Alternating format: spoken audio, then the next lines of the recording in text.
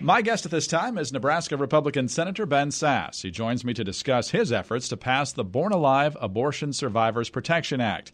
The issue is taking on additional urgency following passage of a New York law, which, among other things, no longer requires medical personnel to care for a baby who is born alive following an attempted abortion. Democrats in Virginia tried to pass a similar law, but were blocked by the Republican majority there.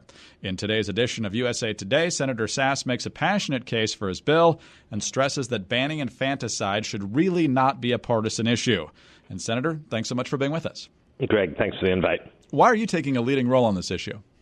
Well, I've been the lead sponsor of the Born Alive Abortion Survivors Protection Act for the last 2.5 years, so I've been pushing for this in general, but it's obviously more acute the last 3 weeks when you look at the just truly abhorrent stuff that you were just referring to that is coming out of New York and Virginia. I mean, literally in Virginia, we've had the disgraced governor defending infanticide. It's disgusting, repugnant stuff.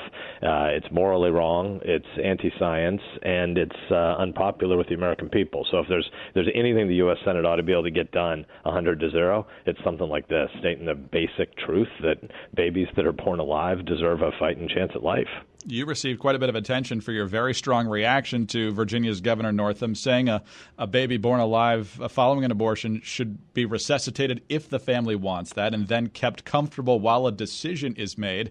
You said anyone who would contemplate taking the life of a child already born was morally repugnant and should not be in office. How surprised are you that there's actually a debate about whether someone who's been born ought to be treated like any other patient? Yeah, I'm genuinely surprised. I mean, our culture has a whole bunch of callousness going on right now, obviously, but this is still shocking because what the Governor Northam from Virginia was saying was there should be time once this baby's been born and resuscitated for doctors to have a debate about what to do next. I mean, they're talking about creating a timetable for deliberation about infanticide, and when the governor had a chance over the next 36 hours, as he did a bunch of more TV and radio interviews, to clarify the statements, he couldn't do it. He said, "I don't have any regrets." I mean, what's wrong with that dude? He clearly has a difficult time with human dignity. I mean, we've seen it in lots of domains in his life, but he has an abysmally small view of human worth and of the basic truth that when you have these babies, when you have a baby born and on the table and cold and crying out, that there is a moral obligation on us to provide the same sort of care for that baby that you'd provide for any other baby at that level of gestation. And the governor couldn't bring himself to say it, and it looks like he has people in a few other pockets of the Democratic Party around the country who want to rally with him and defend this nuttiness. Do you feel like this debate got short-circuited because of the other scandal that engulfed Governor Northam with the picture on his yearbook page and so forth, and so that's where all the media attention went after those first 48 hours on the abortion question? Well, I mean, Northam's got lots of problems, right? I mean, obviously the guy has a complicated misunderstanding of universal human dignity across, age or where you are in the life cycle or across race. I mean, the guy's a mess. But I do think the national media wants to be consumed with identity politics all day, every day. And so that conversation did short-circuit this one. But you've seen it more places than just Virginia. In New York, as you referenced, Governor Cuomo, after New York's legislature passed a piece of legislation that strips protections from babies at the moment that they're being born, and then the governor decides to celebrate this by lighting up the World Trade Center in pink spotlights, which is really, really macabre and perverse because breast cancer survivors have historically been the symbolism that we think of with pink. And so you got these women who are gritty and tough and fighting, and they're surviving breast cancer, and now we're going to pervert that celebration of life and persistence and endurance and perseverance. We're going to reverse that and make it a celebration of death. It's a mess.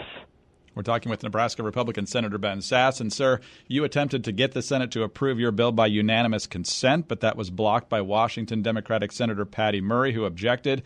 On the floor, she said her opposition stemmed from the fact that infanticide was already illegal. In other comments, she said there was more to your bill than just the ban on infanticide. So has she or anyone else explained what part of your bill is a problem? First of all, no, they haven't provided any adequate explanation. But I think if you tried to sort of tease it out hard, a lot of these folks are motivated by the zealotry of an abortion industry that makes lots and lots and lots of money off the status quo. To quote a Nebraska woman who does a lot of volunteering at a crisis pregnancy center to me the other day, why is it in our country that it is so easy to have an abortion and is so hard to finish an adoption? And why is it that so many of these crisis pregnancy centers are funded entirely by volunteers because they can't get their costs covered in an adoption, but there are a bunch of people making a bunch of money off abortion. I think part of it is related to the fact that there is an industry pushing this, but I think if you tried to say, let's have a long debate and you really lay out the case that you're making, I think they would draw a distinction between active and passive, and they would say, well, if these babies survive an abortion, nobody is proactively taking a pillow and putting it over the baby's face and smothering them to death.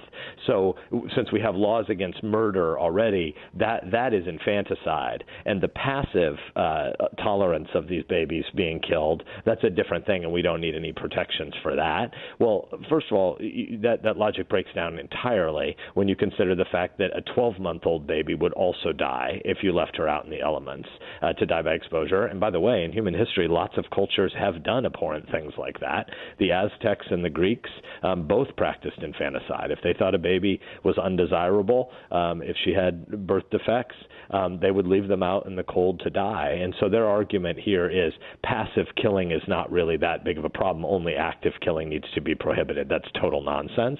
And so what my legislation does, the Born Alive Abortion Survivors Protection Act, is say just the basic thing that love is bigger than politics, and everybody with a heart should believe that we should be able to have consensus around a common sense, pro-compassion, pro-science fact that a baby that's born alive deserves a fighting chance, and that includes that we have a moral obligation to provide the same sort of care for those babies that would be provided to any other baby at that stage of gestation.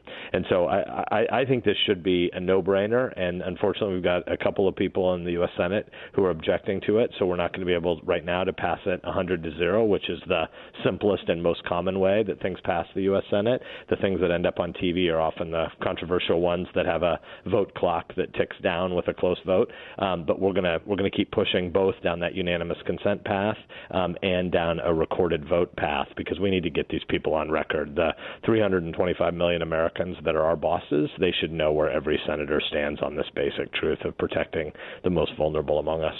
Two quick questions. I know our time is short. Do you know when that's going to be pushed on the floor? No, it often takes, months to years to get votes scheduled on the floor, and I'm 2.5 years into fighting for this, and I believe that we will get a vote, but I don't know, if we're in the window that you'd start to think about it in terms of only weeks instead of months, but I'm fighting for it on both tracks. Even if it gets through the Senate, of course, at least in this Congress, the Democrats control the House. They just blocked unanimous consent for a similar measure in recent days.